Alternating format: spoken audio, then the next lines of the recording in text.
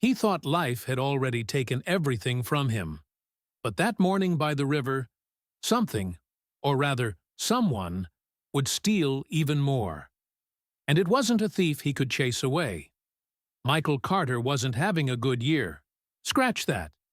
He wasn't having a good few years. Once he'd had a steady job at the docks, a modest home by the water, and enough small pleasures in life to keep him content. But the factory closed down, the jobs dried up, and slowly the town along the river had started to wither. Like driftwood, Michael had been left stranded. That morning, he had no real reason to walk to the riverside, except that it was better than sitting alone at home.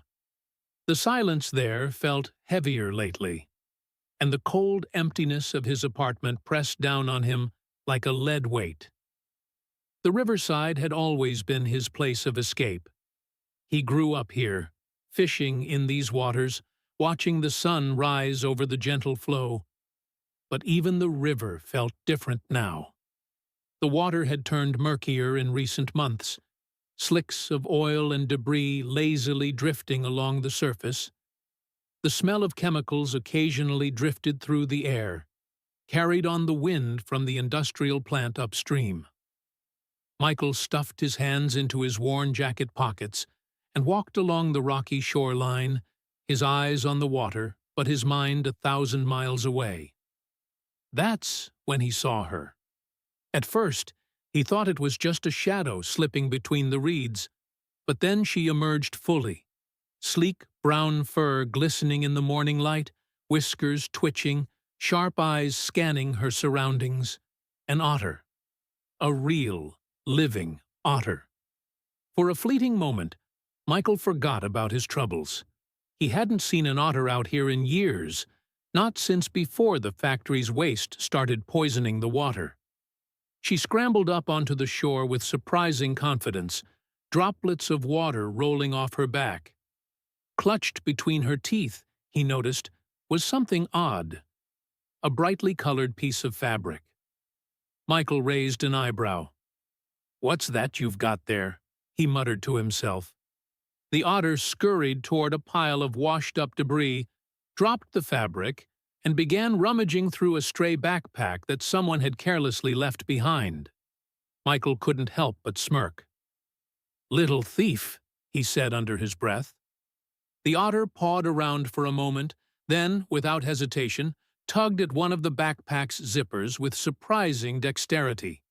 She managed to pry it open and snatch something else, a scrap of towel maybe, or a worn piece of cloth, and darted back toward the water. Michael chuckled softly, shaking his head.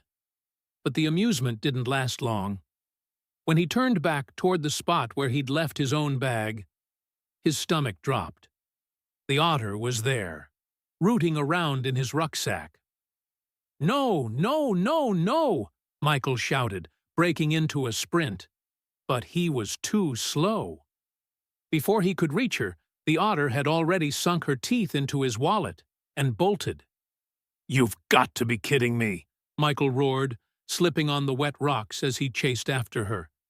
He splashed into the shallows, arms outstretched, but the otter was too quick. She plunged into the water, wallet clamped tight in her jaws, and disappeared beneath the surface like a phantom. Michael stood frozen in the cold water, chest heaving, watching helplessly as ripples spread across the river. Gone. His wallet was gone. With a bitter curse, he sloshed back to the shore and slumped down on a driftwood log. His wallet hadn't been fat with cash.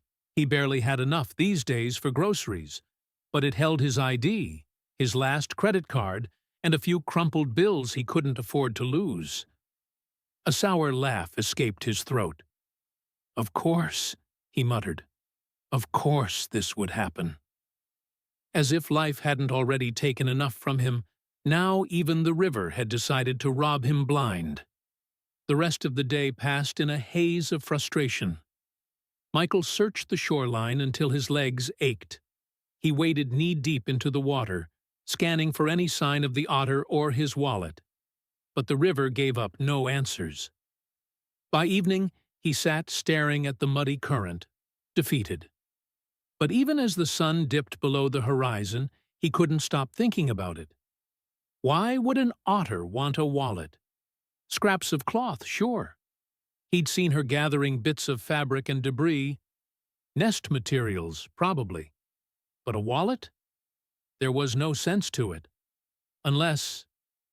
A flicker of curiosity sparked in his chest, pushing back against the weight of his anger. He thought about the way she had sifted through the bags. Not random scavenging. No, she had been deliberate. Focused.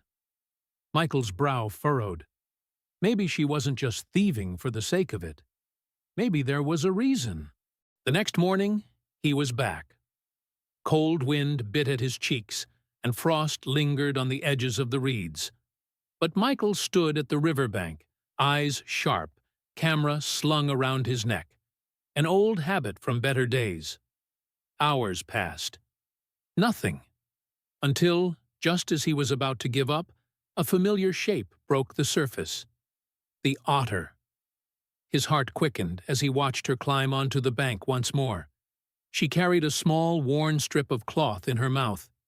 Not his wallet, but something else. Michael's pulse pounded as he crouched low, staying as still as possible. She padded to the same spot as the day before and began poking through a pile of driftwood and trash. With nimble paws, she grabbed a foam wrapper, then another torn scrap of fabric, and then she disappeared into the brush. Michael's curiosity flared hotter than ever. He followed. Carefully, keeping low, he trailed her path as she weaved through the rocks and undergrowth, her little form almost blending with the river's debris. She led him to a small, sheltered hollow beneath a fallen tree at the water's edge. Michael's breath caught in his throat. There, nestled inside the makeshift den, were 3 tiny bundles of damp fur. Barely moving, their eyes still sealed shut, bodies shivering against the cold. Otter pups, so small, so fragile. And surrounding them, the very materials she had scavenged. Scraps of fabric, bits of foam, even the outer lining of his wallet, torn into softer pieces and woven carefully around the pups like a protective cocoon. Michael's heart twisted. Suddenly, the loss of his wallet felt like the smallest price to pay. The mother otter wasn't just stealing. She was desperately, frantically, fighting to keep her babies warm.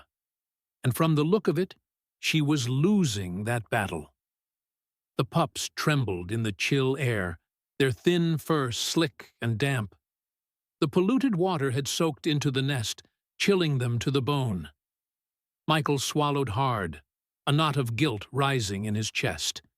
He'd cursed this creature, chased her, blamed her for yet another misfortune in his unraveling life. But she was no thief. She was a mother, just like any other, doing whatever she could to protect her young. And now, as he stood there, he realized something else, something far worse. If he didn't act soon, those pups wouldn't survive the night. Michael's gaze drifted back to the toxic sheen on the river's surface. He knew that upstream, the factory's waste continued to pour into the water, tainting everything it touched. No one in town seemed to care anymore. No one but her. And now, him. Without another thought, he turned and sprinted back to his car. If she could fight for her family, so could he. Michael didn't sleep that night. Even with the thin blanket pulled tight around him, his thoughts raced back to the riverbank. He couldn't shake the image of those tiny otter pups huddled together, shivering in their makeshift nest of garbage and scraps. And the mother otter. Her frantic determination burned itself into his memory. She hadn't stolen his wallet for greed or play. She had ripped it apart for warmth, for her babies.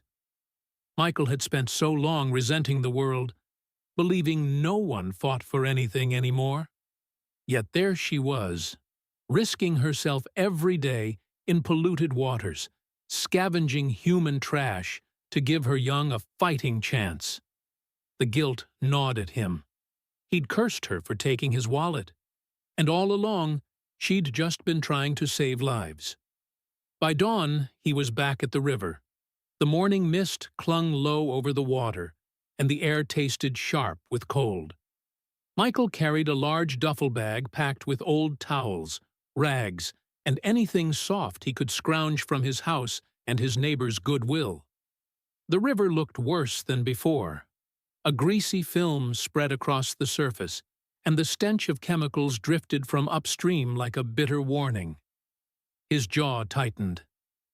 "Hang in there, little ones," he murmured. He found the den where he'd seen the pups the day before. The mother otter was there, nose twitching as she sniffed at the damp air. Her fur looked matted, her eyes tired. But when she saw him approach, she didn't flee. Michael crouched a few feet away, slowly unzipping his bag. He pulled out a clean, thick towel and gently laid it near the entrance of the nest. The otter's eyes locked onto the fabric. She hesitated only a second before darting forward, grabbing the towel with her teeth and pulling it into the hollow. Michael watched in awe as she wrapped it carefully around her pups, tucking it tight beneath their tiny bodies. It wasn't enough. Not yet. But it was a start.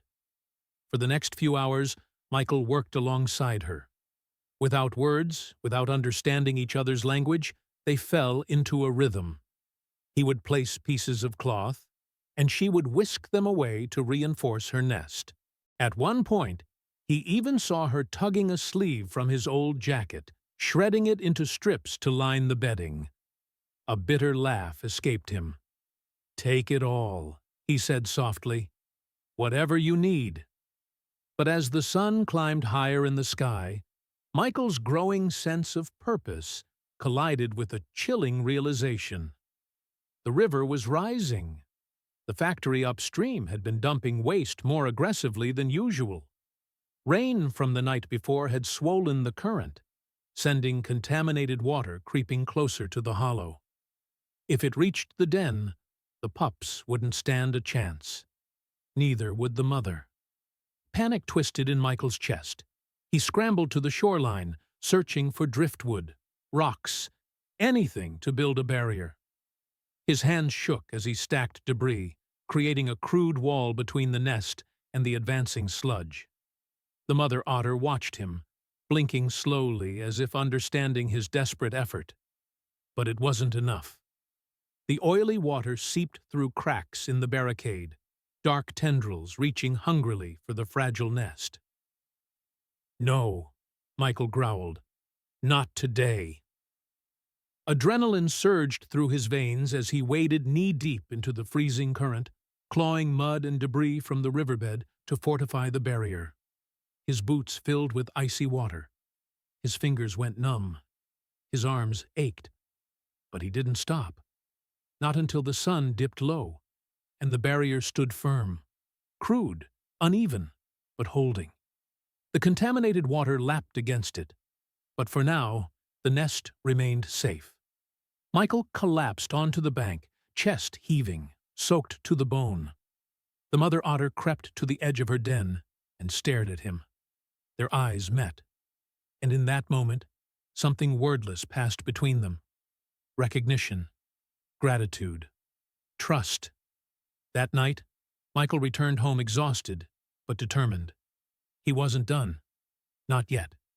He dug through closets, garages, even visited neighbors to collect more supplies, blankets, foam padding, tarps to shield the den from rain.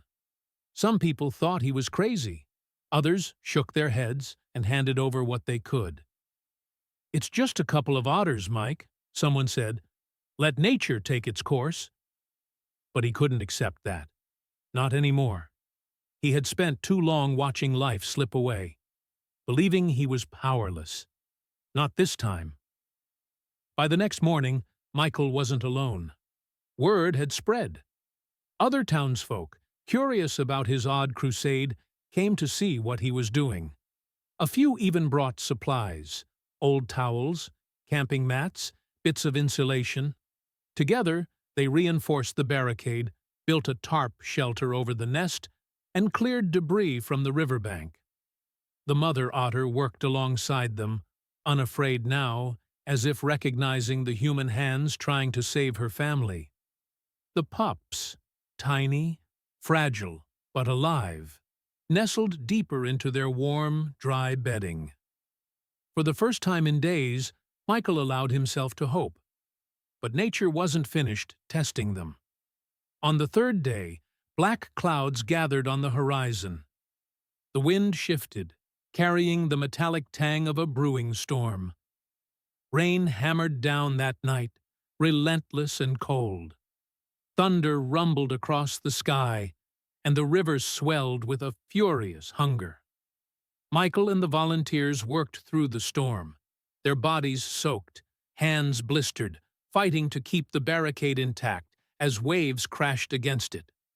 Lightning split the sky. A section of the barrier gave way. Michael's heart stopped. "No!"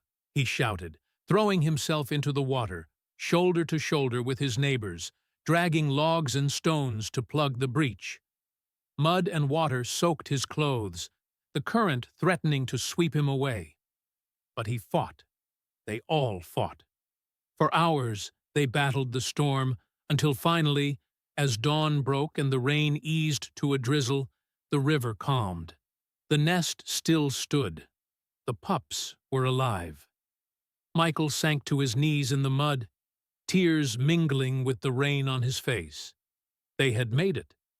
The next morning, a team from the local wildlife rescue arrived, tipped off by the townspeople.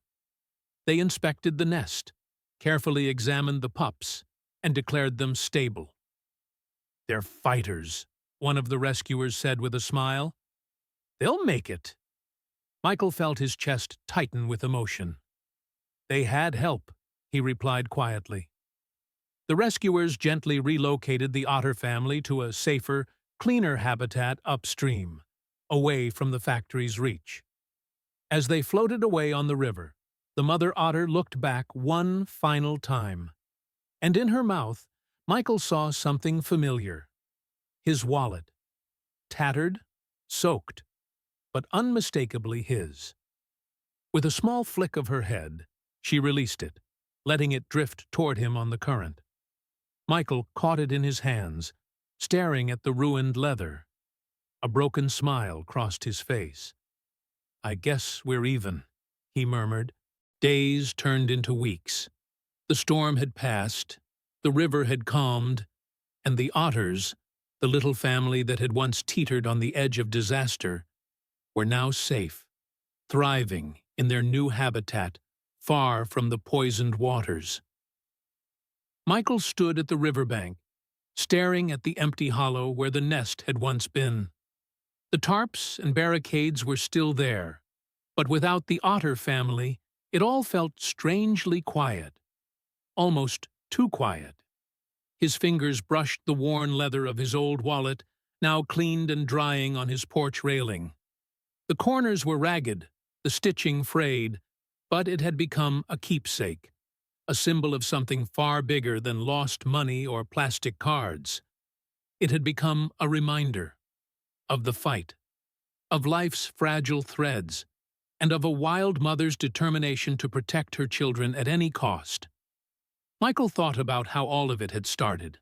A theft, anger, frustration. And now? Now he couldn't pass the river without feeling a pang of connection, as though something in him had been rewired. As though the river itself had whispered to him, "You're part of this, too." The Otter family had left more than an empty nest behind. They had left purpose. It didn't take long for the town to notice the change in Michael. The man who used to walk the streets with his shoulders slumped and his eyes on the ground now moved with quiet determination. He stopped to talk to neighbors. He joined cleanup crews, not just at the river, but in the town center as well. People began to follow his lead. What started as a few volunteers during the storm grew into something bigger. Local schools organized river cleanup days. Fishermen who once complained about bleeding hearts and environmental fuss started pulling trash from the waters as they set their lines. Michael found himself at the center of it, not because he wanted the attention, but because they trusted him. They saw in him what they'd seen during the storm, someone who fought, not just for himself, but for something larger, something worth saving. One crisp morning, as he loaded a crate of supplies for a riverbank restoration project, a van pulled up beside him. The logo on the side read, Wildlife Rescue Coalition. Out stepped two familiar faces, the rescuers who had relocated the Otter family. "Michael," the woman greeted him warmly, "we thought you'd like to know. The pups are growing fast. They're strong, healthy, survivors." Michael's heart swelled in his chest. "I'd love to see them," he replied. She smiled and gestured to the van. "Come on, then.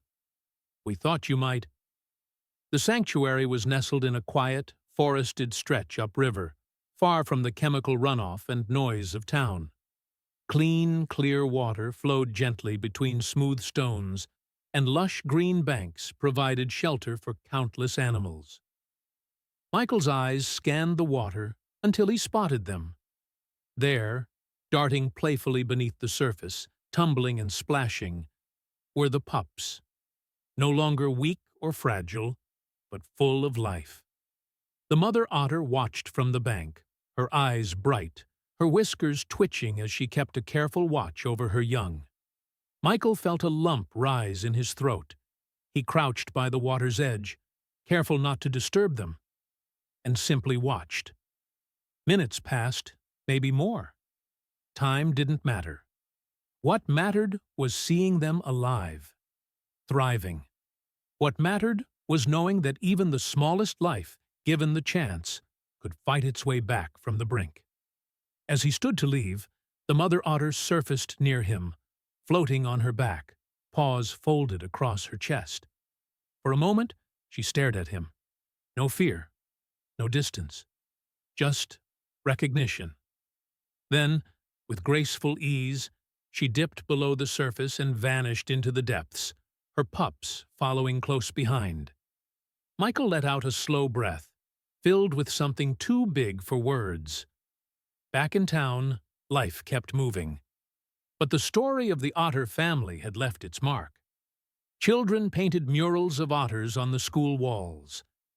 The local paper ran a front-page story titled, "The Man Who Fought the Storm for a Family of Otters." Michael hated the spotlight. He didn't want to be a hero. But in the quiet moments, when the town grew still, he allowed himself a small, private smile. Because deep down, he knew. This was never about heroism. It was about something far simpler and far more powerful. Compassion. As spring blossomed along the riverbanks, a letter arrived for Michael from the State Environmental Council. Inside was a simple certificate of recognition, but tucked beneath it was something far more valuable. A government grant for a full river restoration program.